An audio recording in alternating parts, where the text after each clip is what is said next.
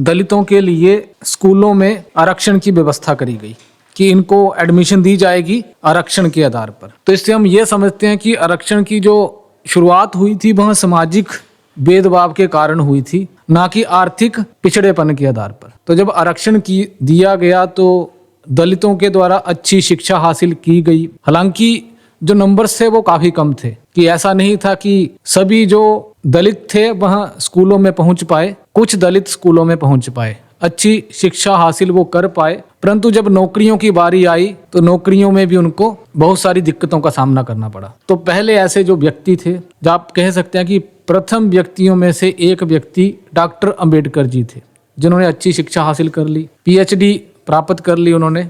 उसके बाद वह नौकरी के लिए जब बाजार में उतरते हैं तो उनको भेदभाव का सामना करना पड़ता है। तो अंबेडकर जी ने कहा कि शिक्षा में तो आपने हमें एक अवसर दे दिया है, परंतु एक अवसर अगर आप हमें नौकरियों में भी दे देंगे, प्रशासन में भी दे देंगे आने का, तो शायद हमारे लिए काफी अच्छा होगा। तो ब्रिटिश सरकार के आगे उनके द्वारा एक आग्रह किया गया और उनके इस आग्रह के ऊपर ब्रिटिश सरकार के द्वारा भी चिंतन किया गया कि नौकरियों में, प्रशासन में नौकरियों के लिए ब्रिटिश सरकार के द्वारा मुस्लिमों के लिए 25% आरक्षण दिया गया, कि जब भी उन नौकरियों में नियुक्तियां करी जाएंगी तो आरक्षण दिया जाएगा 25%। मान लीजिए कि 100 सीटें हैं जिसमें ब्रिटिश सरकार के द्वारा कहा गया है कि हम प्रशासन में नौकरियां देने जा रहे हैं, कुछ क्लर्क रख लीजिए आप, उसमें 25% आरक्षण देने का मतलब क्या है कि 100 सीटों में से 25 सीटें किसको जाएंगी? मुस्लिमों को, कि इसमें केवल मुस्लिम लोगों की ही नियुक्तियां हो सकती हैं। दूसरा आता है अन्य अल्पसंख्यक। अन्य अल्पसंख्यक का मतलब क्या है? बाकी मुस्लिमों के बियॉन्ड जो अल्पसंख्यक हैं, जिसमें आप क्रिश्चियन को रख सकते हैं, बौद्धिस्ट को रख सकते हैं, सिखों को रख सकते हैं, जैनियों को रख सकते हैं, इस प्रकार के अल्पसंख्यक, और उसके साथ ही अछूतों को भी शामिल कर लिया गया और कहा कि इन अल्पसंख्यकों और अछूतों के लिए, दलितों के लिए 8.3% आरक्षण दिया जाएगा। तो ये आरक्षण दिया गया था। अब 1931 में एक सेंसस हुआ था। आपको पता होगा कि 1881 से सेंसस की शुरुआत हमारे देश में हुई थी और उसके बाद सेंसस यानी कि जनगणना होती है, एक एक व्यक्ति को गिना जाता है जिसमें। तो ये हर 10 साल बाद जनगणना होती थी और 1931 में भी जनगणना हुई है। उस जनगणना के अनुसार दलितों की जनसंख्या कितनी है? 12.5%। तो 12.5% तो जनसंख्या थी, परंतु ब्रिटिश सरकार के द्वारा बोला गया कि हम उनको अल्पसंख्यकों के साथ ही आरक्षण देंगे नौकरियों में। अछूत, जिन्हें पहले दबे कुचले वर्ग कहा जाता था, को अनुसूचित जाति शेड्यूल कास्ट के रूप में पुनः नामित किया गया। शेड्यूल का मतलब क्या होता है? एक सूची होती है कि उन जातियों की सूची जो कि दलित हैं। तो एक नया नाम दिया गया,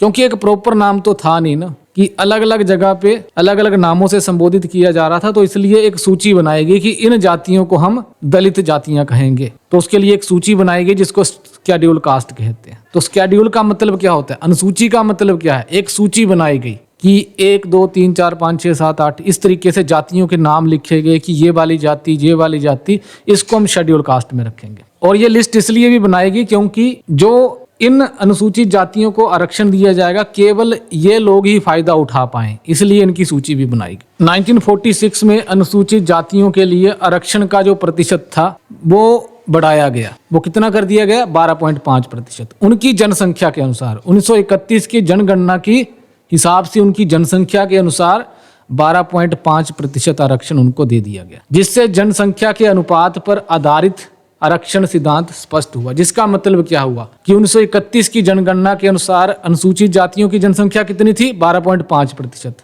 और कहा क्या गया कि जितनी इनकी जनसंख्या है उतना ही इनको आरक्षण दिया जाएगा, 12.5। तो अगर कल को कोई भी सरकारी नौकरियां निकलती हैं, उसमें सीटों को फुलफिल किया जाना है, तो उसमें 12.5% जो लोग हैं वह अनुसूचित जातियों से ही आएंगे। तो इस कड़ी को आई थिंक आप समझ रहे हैं कि शुरू में जो आरक्षण का प्रावधान किया गया था वह आर्थिक आधार पे बिल्कुल भी नहीं था। उसका मकसद क्या था? सामाजिक पिछड़ापन और शैक्षणिक पिछड़ापन, सोशल एंड एजुकेशनल बैकवर्डनेस। आज के टाइम में हम डिबेट करते हैं कि आरक्षण जो है वो आर्थिक पिछड़ेपन के आधार पर होना चाहिए, परंतु हमें उसके साथ ये भी समझना पड़ेगा कि जब शिक्षा में आरक्षण लागू किया गया था और नौकरियों में आरक्षण लागू किया गया था, वो इसलिए किया गया था क्योंकि व्यक्तियों के साथ सामाजिक रूप से भेदभाव किया जाता था। नौकरियों में आने के लिए, स्कूलों में आने के लिए इसलिए नहीं रोका जा रहा था कि कोई व्यक्ति गरीब था, वो इसलिए रोका जा रहा था कि उसकी जाति अलग थी। स्वतंत्र भारत की पहली सरकार ने इस आरक्षण नीति को जारी रखा। तो कब हुआ था? 15 अगस्त 1947 को आजाद हुआ था। अब कमांड हमारे देश के जो लोग थे उनके हाथ में आ गई सरकार चलाने की, तो फिर उनके द्वारा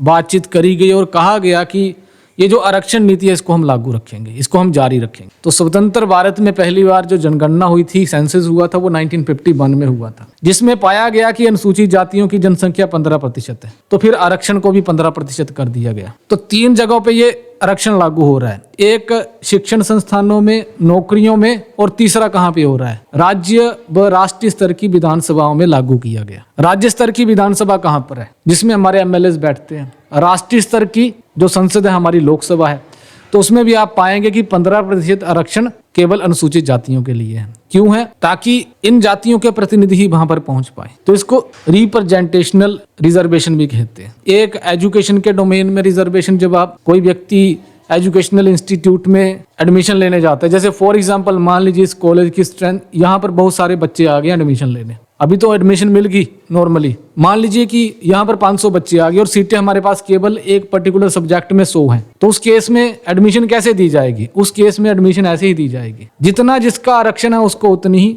एडमिशन दी जाएगी। जैसे कि 15% अनुसूचित जातियों के लिए आरक्षित होंगे स्थान, 7.5% अनुसूचित जनजातियों के लिए होंगे, 27% के करीब ओबीसी के लिए होंगी, और बाकी जो बच जाएंगी वो ओपन रहेंगी। ओपन का मतलब ये कभी भी नहीं होता कि वो जो सीटें बचेंगी, जिसको आप कहते हैं अराउंड 50 या 51 सीटें जो बचेंगी 100 में से, उसका मतलब होगा कि उसमें जिसके ज्यादा नंबर होंगे वो उसमें आ सकता है। इसका मतलब कभी भी ये नहीं होता कि बाकी जो सीटें हैं वह जनरल कैटेगरी के लिए बच जाती है, उसमें कंपटीशन चलेगा। फिर ये एक पॉलिसी से लाया गया सुधार था। अदरवाइज बातें क्या हो रही थी, उससे पहले समाज सुधार की बातें हो रही थी कि हमें जाति प्रथा को नहीं मानना है। वो तो प्रयास हजारों सालों से ही हुए ना, उससे तो कुछ जमीन में परिवर्तन नहीं हुआ। परंतु जैसे ही ये आरक्षण आता है तो आज के टाइम में हम पाते हैं कि विधानसभाओं में, लोकसभा में अनुसूचित जातियों का प्रतिनिधित्व हमें देखने को मिलता है। अगर हटा दिया जाए आरक्षण तो शायद ना भी देखने को मिले। नौकरियों में भी रिप्रेजेंटेशन देखने को मिलती है, अगर हटा दिया जाए आरक्षण तो। और आप 1950 के टाइम की कल्पना कीजिए, अगर नहीं होता तो शायद बड़ा मुश्किल हो जाती।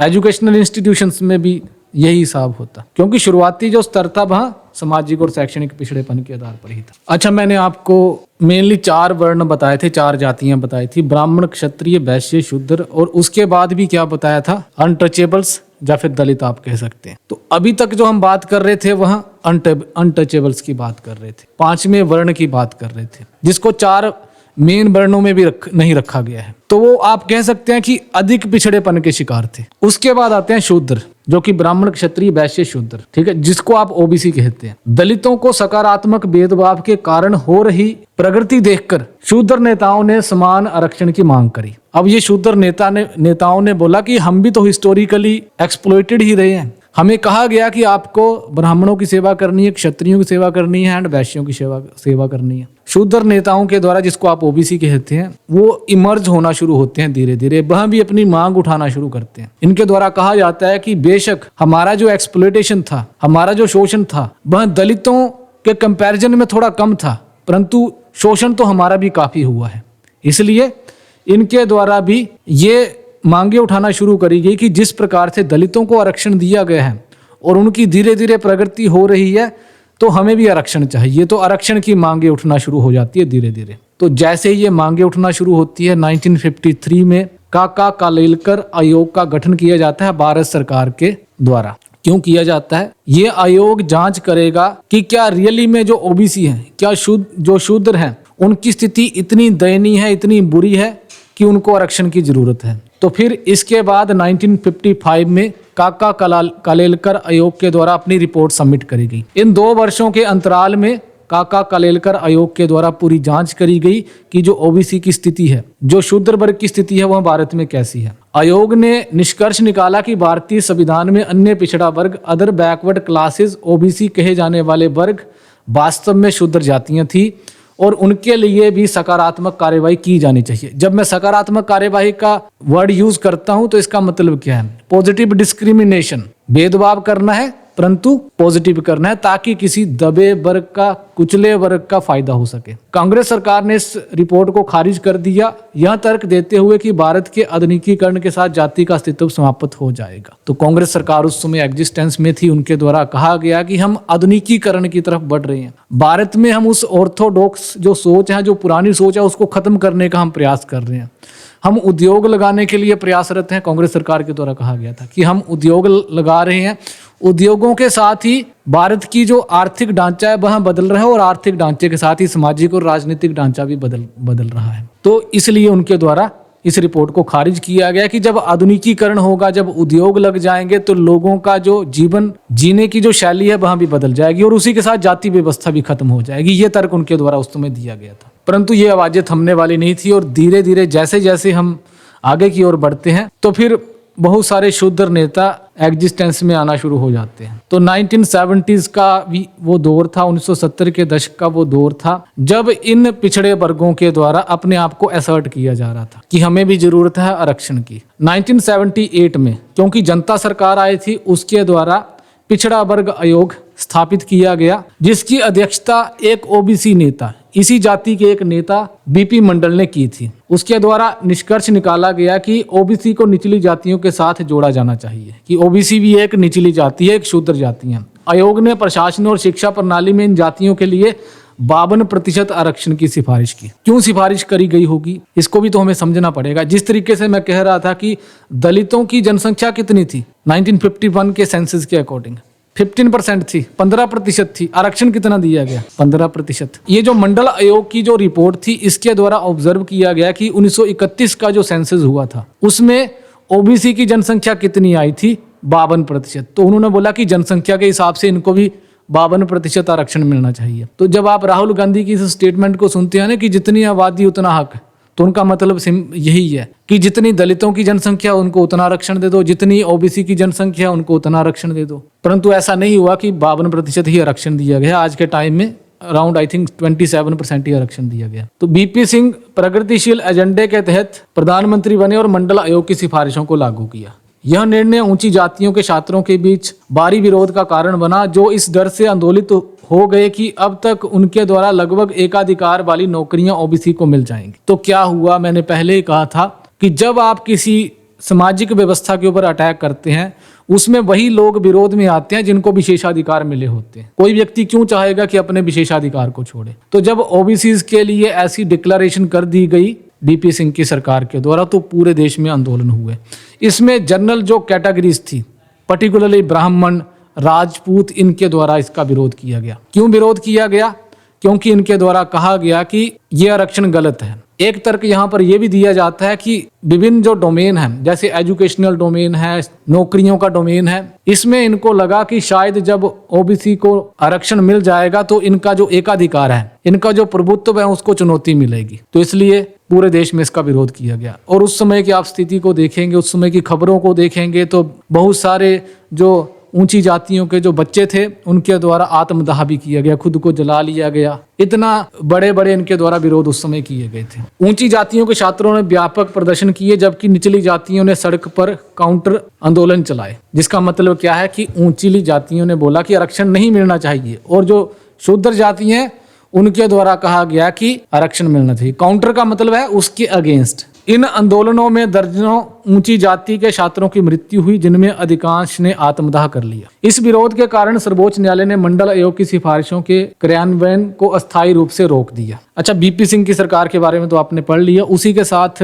नरसिम्हा राव की सरकार आई थी, उसके द्वारा इसको लागू किया गया था क्योंकि ये रोक लगा दी गई थी ना सर्वोच्च न्यायालय के द्वारा। जब सरकार आई नरसिम्हा राव की सरकार तो उसके द्वारा फिर से आरक्षण को लागू करने का प्रयास किया गया और उसमें 2 आधारों पर आरक्षण दिया गया, सामाजिक और शैक्षणिक पिछड़ेपन के आधार पर, और 10% आरक्षण उस समय आर्थिक आधार पर पिछड़ेपन का भी दिया गया था। फिर इसको भी चैलेंज किया गया सर्वोच्च न्यायालय में। सर्वोच्च न्यायालय की एक जजमेंट आती है 1992 में, 1992 में, जिसमें सर्वोच्च न्यायालय के द्वारा कहा गया कि ये जो ओबीसी को आरक्षण दिया गया है ये मान्य है, परंतु आरक्षण की सीमा 50% से आगे नहीं होनी चाहिए। जिसका मतलब क्या है, 27% ओबीसी के लिए, 15% अनुसूचित जातियों के लिए, 7.5% अनुसूचित जनजातियों के लिए, तो टोटल हो जाता है 49.5%। सर्वोच्च न्यायालय के द्वारा कहा गया कि 50% से अधिक आरक्षण की सीमा नहीं होनी चाहिए। दूसरा, सर्वोच्च न्यायालय के द्वारा कहा गया कि ये जो 10% आरक्षण आर्थिक पिछड़ेपन के आधार पर दिया गया है इसको बंद किया जाना चाहिए। तो उस समय भी दिया था, बंद कर दिया था। क्यों किया था? क्योंकि सर्वोच्च न्यायालय के द्वारा कहा गया था कि हमारे संविधान में आरक्षण का प्रावधान सामाजिक और शैक्षणिक पिछड़ेपन के आधार पर है, आर्थिक पिछड़ेपन के आधार पर किसी भी प्रकार का आरक्षण नहीं है। तो जब 2019 में केंद्र की सरकार के द्वारा इकोनॉमिक वीकर सेक्शन के लिए आरक्षण लाया गया था, तो उसका विरोध भी इसी आधार पर किया गया था, सुप्रीम कोर्ट की इस जजमेंट के आधार पर। मंडल आयोग और उसके परिणाम स्वरूप हुए आंदोलनों ने भारत में जाति आधारित आरक्षण प्रणाली के विकास को एक नई दिशा दी, जो समाज में गहरे प्रभाव उत्पन्न करती है।